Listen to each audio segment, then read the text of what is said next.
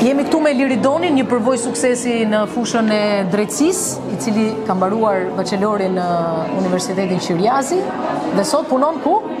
Unë sot jam këshilltar në Bashkinë e Kamzës, jam edhe përgjegjës i bibliotekës atje, sepse në fakt formimi im për drejtësinë më ndihmoi në karrierën time si shkrimtar, sepse kjo është synimi im. Unë jam shkrimtar, botoj këtu, kam fituar disa çmime, por sigurisht studimet në Qiriaz kanë qenë një gur themeli fort për atë që kam doja të bësha më pas. Më thënë, vëllimet e tua i mbron mirë, kjo ka rëndësi, domethënë, nuk ka pirateri, nuk ka i mësuar mirë me ata. Në fakt drejtësia, unë e sugjeroj që drejtësinë shumë ta ndjekën jo vetëm për të qenë avokat, për të qenë prokuror, për të qenë pjesë e sistemit drejtësisë, që sigurisht ky është synimi, por s'pari për të qenë qytetar të vetëdijshëm.